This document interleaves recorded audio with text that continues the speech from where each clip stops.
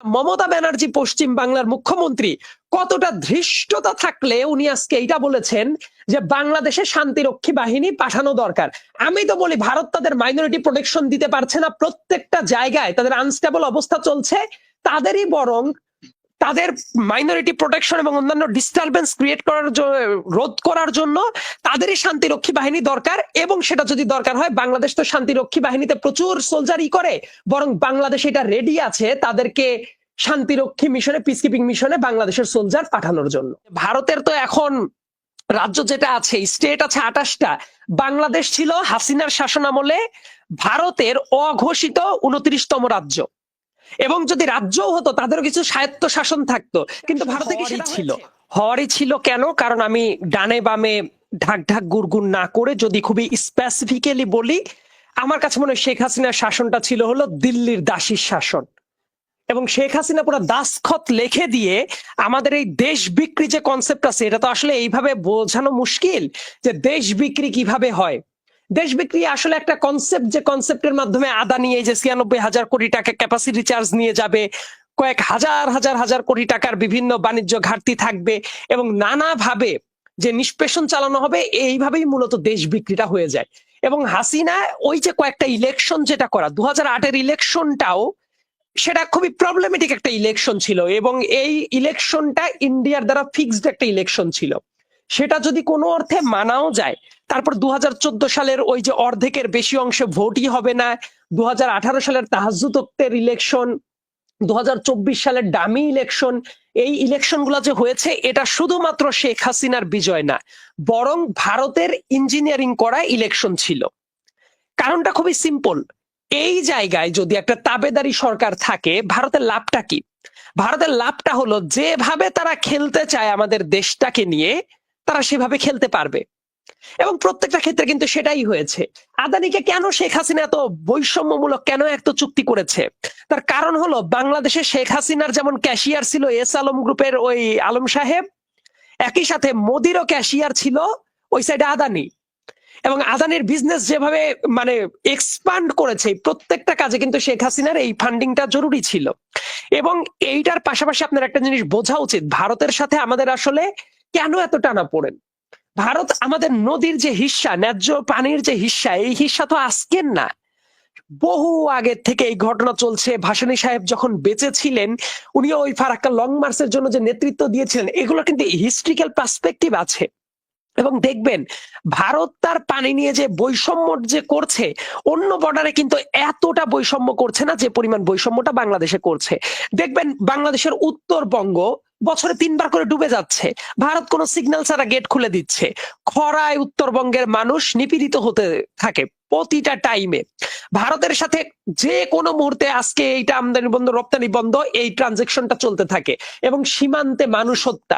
ভারতকে নিয়ে সবচেয়ে বড় আপত্তির জায়গাটা, অনেকেই কথা বলতো না, এটা নিয়ে আমি দীর্ঘদিন যাবত কথাবার্তা বলি, এবং এটা নিয়ে কথা বলতে গেলে যখন ইউনিভার্সিটিতে পড়তাম সেটা নিয়েও বেশ কিছু ঝামেলাও হয়েছে। তখন সীমান্ত হত্যা এখনো চিন্তা করেন, ফেলানির লাশটা যখন ওই কাঁটাতারে ঝুলছিল, সেই স্মৃতি তো আমাদের কালেকটিভ মেমোরিতে থাকার দরকার ছিল, কিন্তু দেখেন সেটা আমরা অনেকেই ভুলে গেছি। এবং সীমান্তে ভারত যেভাবে নির্বিচারে গুলি চালিয়ে মানুষ মারে, এই 2024 সালেও জানুয়ারি থেকে হিসাব করলে প্রত্যেকটা মাসে যে পরিমাণ মানুষ মেরেছে, এটা কি হওয়া উচিত ছিল?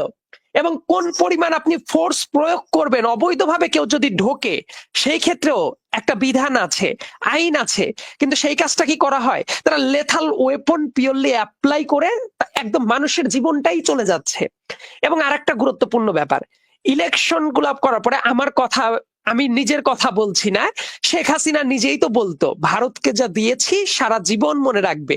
কোন মন্ত্রী বলতো স্বামী স্ত্রীর সম্পর্ক, ওই পতিত স্বৈরাচারের পলাতক ওবায়দুল কাদের কি বলতো, দিল্লি খুশি মানে আমরা খুশি। মানে প্রত্যেকটা জায়গায় তারা এমন একটা ইকোসিস্টেম তৈরি করেছিল যেন বাংলাদেশ বাংলাদেশিদের দ্বারা গভর্ন হতো না, ভারতের অ্যাবসলিউট ইন্টারেস্ট ছিল। আমি তো সবসময় বলতাম যে ভারতের তো এখন রাজ্য যেটা আছে, স্টেট আছে 28টা। বাংলাদেশ ছিল হাসিনার শাসনামলে ভারতের অঘোষিত 29তম রাজ্য, এবং যদি রাজ্যও হতো তাদেরও কিছু স্বায়ত্ত শাসন থাকতো, কিন্তু ভারতে কি সেটা হয়েছে?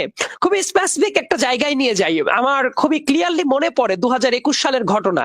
ওই স্বাধীনতার 50তম বছর উদযাপনে 25 মার্চ 26 মার্চ ওই কসাই নরেন্দ্র মোদী যখন বাংলাদেশে আসলো, আসার টাইমে যারা বিরোধিতা করেছিল, বাইতুল মোকাররম মসজিদের সামনে ছাত্রলীগ একেবারে মানুষকে পিটিয়ে কি নির্মমতা দেখিয়েছিল, সেই ভিডিওগুলো কিন্তু অনেকেরই আছে। একদম দাড়িতে ধরে টান দিয়ে ছাত্রলীগ সে নিপীড়ন কিন্তু দেখিয়েছিল। ওই রকম একটা গুজরাটের কসাই মোদী, তাকে নিয়ে এসে তাকে প্রোটেকশনের জন্য যে কাজটা করেছে, এটা প্রচন্ড অমানবিক একটা কাজ হয়েছে। এবং প্রত্যেকটা ক্ষেত্রে দেখবেন ভারতকে নিয়ে কথা বললে লাইফের পর থ্রেট থাকতো। আবরার ফাহাদের কথা নিশ্চয়ই মনে থাকার কথা। আবরার ফাহাদের যে জীবনটা কিভাবে গেছে, এগুলো তো জলজান্ত আমাদের চোখের সামনে ঘটেছে। এবং ভারতের সাথে এই সম্পর্কটা কেন, ধরেন ভারত তো তার সব ডিম একটা ঝুড়িতে রেখেছিল। সব ডিম একটা ঝুড়িতে রাখার কারণে হাসিনাকে নিয়ে, হাসিনার পতনে ভারতের তো এত মাথা ব্যথা করার দরকার ছিল না। কিন্তু কেন তাদের এত কনসার্ন হচ্ছে? তার কারণ হলো অ্যাবসলিউটলি হাসিনার পতন ঘটার কারণে ভারতের যত স্বার্থ ছিল প্রত্যেকটা স্বার্থ বাধাগ্রস্ত হচ্ছে। তারা যেভাবে শাসন করতো সেটা করতে তারা বাধা পাচ্ছে। এবং এই কারণে ভারত দেখবেন একদম পাগলা কুকুরের মতো যা খুশি তাই করছে। প্রচন্ড উস্কানি আছে। সংখ্যালঘু নিয়ে যখন কথা বলে, ভারত কি সংখ্যালঘু নিয়ে আদৌ কথা বলার অধিকার রাখে? তার মণিপুরে কি হচ্ছে, তার আসামে কি হচ্ছে, কাশ্মীরে কি হচ্ছে, ভারত তো নিজেই ইন্টারনাল ডিস্টারবেন্সে পড়ে আছে।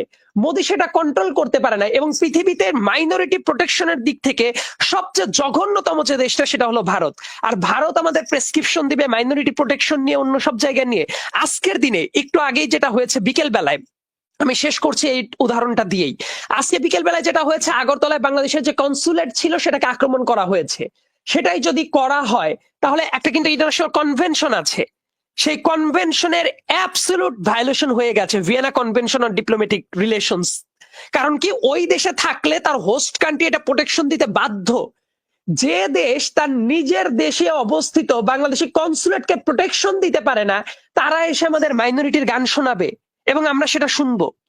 একই সাথে আরেকটা কথা বলে রাখাটা ভালো, তারা তো প্রোটেকশন দিতেই পারছে না। মমতা ব্যানার্জি পশ্চিম বাংলার মুখ্যমন্ত্রী, কতটা ধৃষ্টতা থাকলে উনি আজকে এইটা বলেছেন যে বাংলাদেশে শান্তিরক্ষী বাহিনী পাঠানো দরকার। আমি তো বলি ভারত তাদের মাইনরিটি প্রোটেকশন দিতে পারছে না, প্রত্যেকটা জায়গায় তাদের আনস্টেবল অবস্থা চলছে।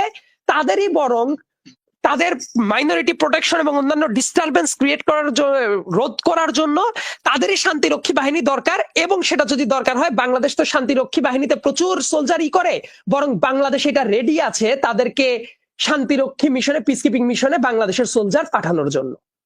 এবং বাংলাদেশের এই টাইমে যেটা উচিত, অ্যাবসলিউটলি মাথা ঠান্ডা করে প্রত্যেকটা ভূমিকাটা নেওয়া উচিত এবং নতজানু কূটনীতিটা যাতে না থাকে, একেবারে চোখে চোখ রেখে জবাব দেওয়ার মতো ক্যাপাসিটিটা দরকার। তবে অতি উৎসাহী মানুষ অনেক ক্ষেত্রে অনেক প্রবলেম তৈরি করতে পারে, অনেক উস্কানি দিতে পারে, সেই ব্যাপারটাও নিয়ন্ত্রণে রাখার দরকার আছে বলে আমি মনে করি। ধন্যবাদ।